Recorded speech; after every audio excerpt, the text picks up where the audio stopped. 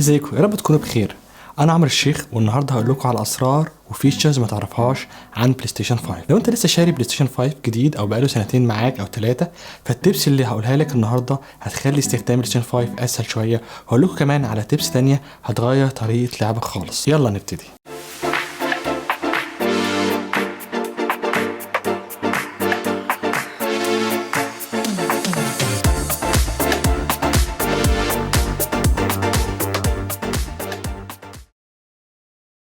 هبتدي بواحدة من أحسن التريكس اللي بحبها شخصيا. طبعا انت عارف انك لما بتدوس زرار ميوت في الكنترولر بيقفل المايك. اللي ما تعرفوش بقى انك لو فضلت ضاغط على زرار ميوت هيقفل المايك وكل الاوديو بتاع بلاي ستيشن 5. يعني تقدر تكتم كل الاصوات بسرعه من غير ما تقعد تدور كل شويه على ميوت التلفزيون. لما بتعمل ميوت اول هتلاقي الليد الصغير ده بينور ويطفي عشان يعرفك انك كاتم الصوت. لما تضغط ضغطه طويله على ميوت تاني هيعمل ان ميوت والصوت هيرجع. وطبعا مش محتاج افكرك ان بمجرد ما بتشغل بلاي ستيشن 5 المايك في الكنترولر بيشتغل لوحده، فلما بتلعب اونلاين مع حد هيسمعك، وكل مره تشغل البلاي ستيشن هيبقى لازم تعمل ميوت اول تاني لو عاوز. لو انت بتحب تجمع الجوائز او تروفي هانتر محترف فالتب دي هتفرق معاك. اقول لك ازاي تخلي كل الجوائز المخفيه او الهيدن تروفيز ظاهره. بمجرد ما تفتح التروفي ليست وقبل ما تفتح اللعبه اضغط على زرار اوبشن واختار ريفيل اول، بعدها ده هيظهر لك كل الهيدن تروفيز للعبه اللي اخترتها. وانا بظبط سيتنجز البلاي ستيشن من اول حاجات اللي عملتها اني ظبطت الديفولت بتاع المايك انه يبقى ميوتد. كده كل ما اشغل بلاي ستيشن 5 هيكون المايك مقفول من الاول، وده ممكن تظبطه من الكنترولر سيتنجز. هتلاقي في الهوم سكرين اخر 11 لعبه انت لعبتها مترتبين من الاجدد للاقدم، ومجرد ما بتفتح لعبه جديده بتطلع في اول القائمه. بس لو في لعبه انت عايز تثبتها وتعملها بين في الليست دي فممكن تثبتها لو دوست على اوبشن اللعبه واخترت بين من السيتنجز. تقدر تعمل بين ل5 العاب. للاسف هم مش بيتثبتوا في نفس الترتيب او المكان اللي هم فيه، بس هيفضلوا في قائمه التوب 11 جيمز. اكيد اخدت بالك وانت بتتحرك في الهوم سكرين هتسمع موسيقى بتتغير في الخلفيه، او هتسمع الموزيك بتاعك كل لعبه بتقف عليها. عن نفسي بحب الموسيقى دي، بس عادي لو انت مش عاجباك لاي سبب فانت ممكن توقف. بتفتح السيتنجز، بعدين ساوند سيتنجز، بعدين اوديو اوتبوت، واختار الهوم سكرين ميوزك اوف. تعمل ايه لو مش عاوز تظهر انك فاتح واونلاين؟ اكيد بيكون في وقت عاوز تفتح البلاي ستيشن من غير ما تبان اونلاين.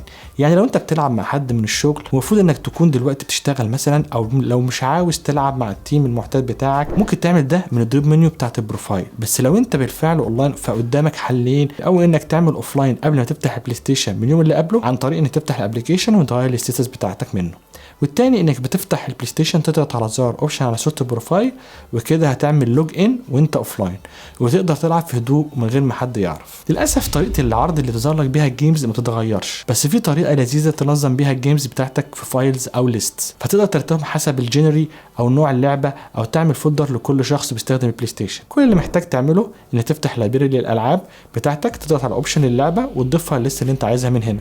تقدر تعمل كذا ليست زي ما انت عاوز، وتقدر كمان تضيف نفس اللعبه لاكتر من ليست واحده. النوتيفيكيشن اللي بتظهر فجأة وانت بتلعب او حتى وانت بتسجل جيم بلاي بتكون مزعجة جدا وممكن تضيع تركيزك. الحلو انك تقدر تتحكم في كل نوتيفيكيشن، فتقدر تقفلها كلها تماما لو انت عاوز، وتقدر تتحكم انهي نوتيفيكيشن تظهر لك وتظهر لك امتى، ولو عاوزها بصوت او لا، وتظهر على الشاشة مدة قد ايه، وتقدر كمان تعمل لها ديسيبل وتقفلها وانت بتسجل فيديو او انت بتلعب. الموضوع ممكن ياخد وقت شوية لانه هيبقى في ثينجز كتير محتاجة تتقفل. ازاي تستخدم الويش ليست؟ لو في لعبة نفسك تجربها بس مش عاوز تشتريها لسه دلوقتي يبقى لازم تضيفها في الويش ليست بتاعتك، سواء من ستور بلاي ستيشن 5 او من الاب.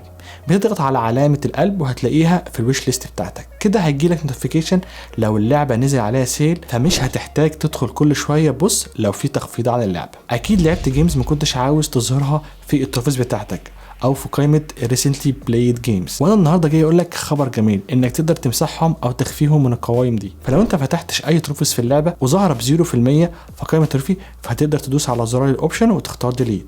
ولو انت فتحت التروفيز فعلا في اللعبه هيبقى اصعب شويه انك تخبيهم. الاول هتحتاج تفتح سيتنجز، بعدين يوزر واكونتس، بعدين برايفسي، بعديها كاستمايز برايفسي سيتنجز، ومنها تقدر تختار الجيمز اللي عاوز تعمل لها هايد وتخفيها من التروفي والريسنتلي بلايد جيمز. كده اللعبه هتظهر لك انت بس ومش هتظهر للفريندز او الفولورز بتوعك. لما بتضغط على علامه البي اس على الكنترولر بيظهر لك البوب اب منيو دي، وفيها زراير كويك اكشنز للاوديو والسيتنجز المخصصه للعبه. لو ضغطت على زرار اوبشن هتقدر ترتب الايكونز بالشكل اللي يعجبك او حتى تشيلها خالص لو في ايكونز مش بتحتاجها. انا دايما بخلي البروفايل بيكتشر بتاعتي ظاهره في الاول وايكون باور اوف في الاخر عشان اقفل البلاي ستيشن، بس انت تقدر تحركهم وترتبهم براحتك. لو احتاج تقفل الكنترول عشان تتفرج على فيلم مثلا على بلاي ستيشن 5، في طريقتين عشان تقفله. الاول انك تفتح اوبشن اكسسوري بعديها كنترولر وتقفله، والثانيه انك ببساطه تفضل ضاغط على زرار البلاي ستيشن اللي على الكنترولر لمده 10 ثواني. هقول لك طريقه مختصره تجيب لك اخر كارد انت فتحتها، وهي انك تدوس على زرار البلاي ستيشن مرتين والكنترولر شغال. بالنسبه لي اخر كارد فتحتها هي التروفي ليست في لعبه هوجورتس ليجاسي، فكده فتحت التروفي ليست اسرع من اني ادوس على زرار بلاي ستيشن بعدها افتح الليست. البلاي ستيشن 5 فيها ميموري مساحتها 825 جيجا، تقدر تستخدم منهم 667 جيجا بس. وفي طريقتين سهلين تزود بيهم الذاكره دي. الاولى ببساطه انك توصل درايف او ميموري خارجيه من اليو اس بي بورت، وده يسمح لك ان انت تسيف وتلعب العاب بلاي ستيشن 4 من الدرايف على طول. هتقدر تحفظ عليها العاب بلاي ستيشن 5 بتاعتك، بس مش هتقدر تلعب الجيمز دي من عليه، ولازم تنقلها على الدرايف البلاي ستيشن نفسه لما تيجي تلعبها. لو انت بتنزل بلاي ستيشن 4 جيمز كتير فانصحك تغير مكان السيف في الديفولت سيتنجز، وفي حل تاني انك تركب M.2 درايف، وده درايف بيتركب جوه البلاي ستيشن 5. شرطه الوحيد انه يكون فيه سرعه مطلوبه، وساعتها تقدر تزود مساحه البلاي ستيشن 5 لحد 8 تيرا. وتقدر تشوف الطريقه في الفيديو اللي انا نزلته قبل كده في القناه من الاي اللي فوق هنا. لو انت عامل سبسكريبشن في بي اس بلس فيفتح لك جيمز بالمئات مجانا، وبلاي ستيشن بتنزل كل شهر من لعبتين ل4 لعب في الشهر، ودول بيكونوا فري.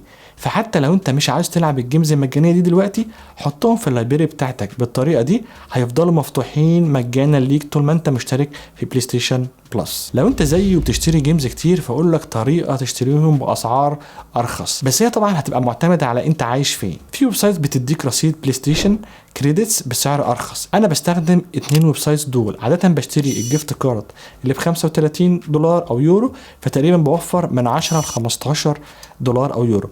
ممكن ما يبانش مبلغ كبير، بس بالطريقه دي لما تيجي تشتري لعبه اونلاين بسعر $70 هتدفع مثلا $60، وعلى مدار السنه هتلاقي نفسك وفرت مبلغ كبير مع الجيمز الكتير اللي انت بتشتريها. لو بتشوف يوتيوبرز او مصنعين محتوى او جيمرز بيوصل لهم الابديتس الجديده بتاعه بلاي ستيشن 5 قبل اي حد، فالموضوع ده اسمه بيتا ابديتس.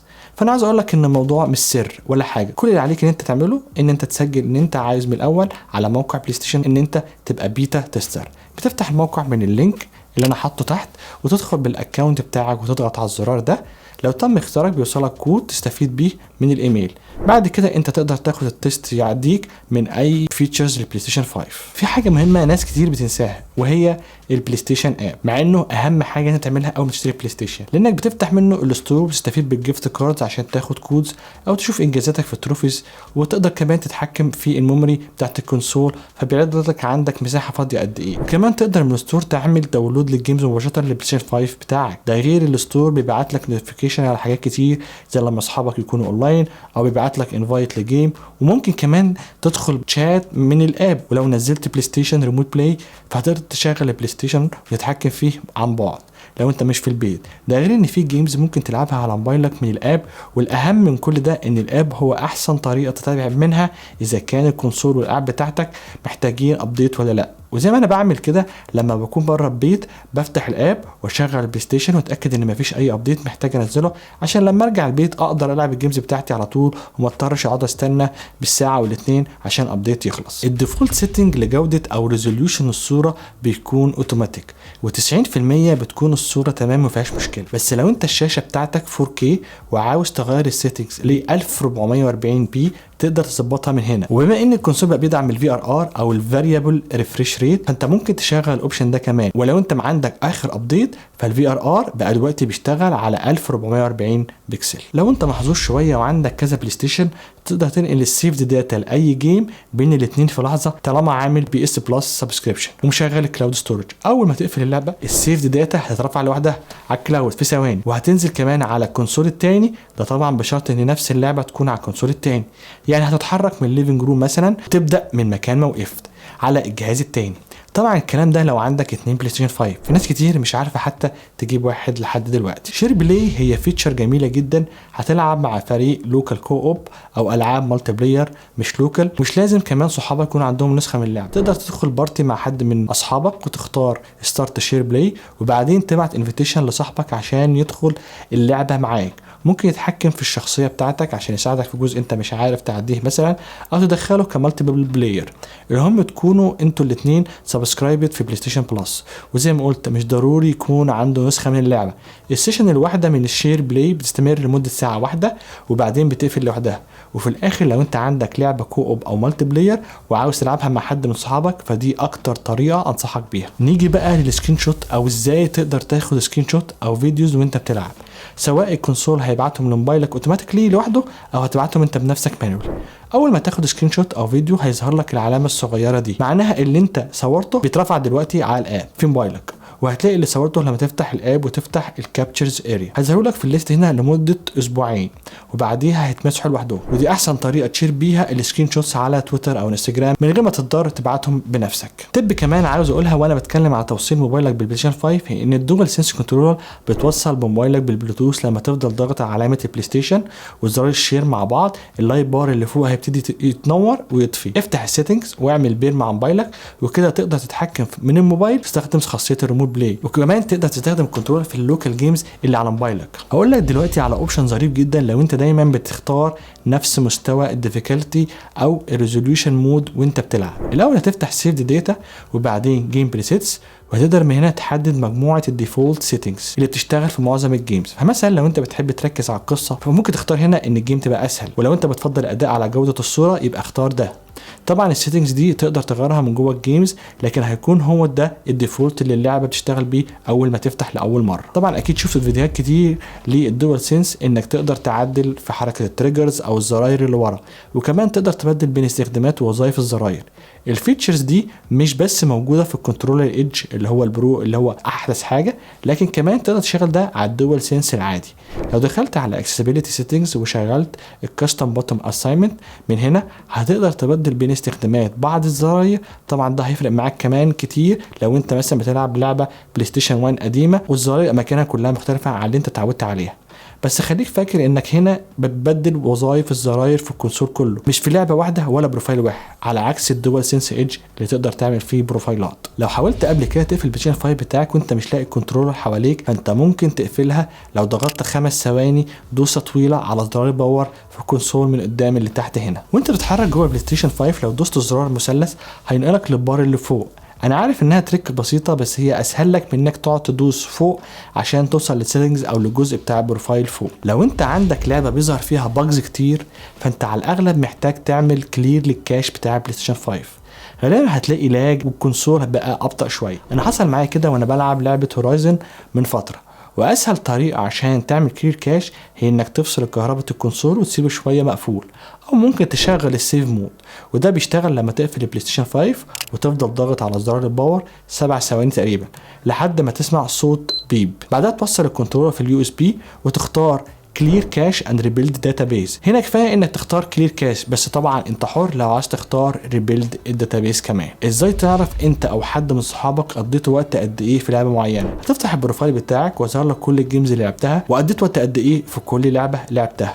لو فتحت بيج حد من صحابك هيظهر لك نفس الشيء، وهتقدر تقارن بين وقتك ووقته. مده اللعب والمعلومات دي هتلاقيها كمان في الهوم سكرين في احدث سوفت وير نزل، مكتوبه كمان لكل لعبه، فمش هتحتاج تفتح بروفايلك لان كل حاجه بقت ظاهره هنا. هتكلم دلوقتي عن سيتنجز الكنترول.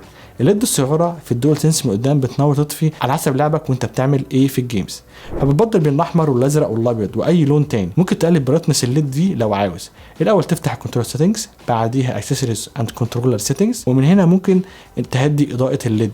ممكن كمان السبيكرز، وممكن كمان تتحكم في الفايبريشن بتاعه الكنترولر. لما تيجي تعمل سيرش او تكتب مسج ممكن تستخدم الاسهم على الدي باد او تستخدم التاتش باد زي الماوس عشان تختار الحروف. بس في طريقه ثالثه هقول لك عليها. لو دوست على L3 و R3 الاثنين مع بعض، الكنترولر كله هيشتغل كانه مؤشر، تقدر تحركه وتوقفه على الحرف اللي انت عايزه وبعدين تدوس اكس عشان تختار. كده احنا خلصنا شويه التيبس والتريكس للبلايستيشن 5. اتمنى تكون بعض الافكار اللي قلتها عجبتك وجديده بالنسبه لك، وعاوز اعرف في الكومنتس انهي اكتر تب عجبتك. لو في تب زياده كمان انت عاوزني اقولها في الفيديو اللي جاي يا ريت تكتبها لي. انا اكتر تب بحبها هي الميوت اول تب، وبعدها ازاي تظهر كل الهايد انترفيس بتاعتك. الاثنين دول بيفرقوا كتير جدا معايا وانا بلعب. شكرا انك كملت الفيديو الاخر، ولو عجبك الفيديو ده فانصحك تشوف فيديو الدول سنس ايدج اللي هتكلم فيه عن الكنترولر برو الجديد. ما تنساش تعمل لايك المتين، ولو مش مشترك في القناه اعمل سبسكرايب وشغل النوتيفيكيشن عشان يوصلك كل جديد، وما تفوتش الفيديوز اللي جايه. ممكن كمان تتابعني على الفيسبوك وانستجرام، هتلاقي اللينك في الديسكريبشن اللي تحت الفيديو. اشوفكم في فيديو جديد، سلام.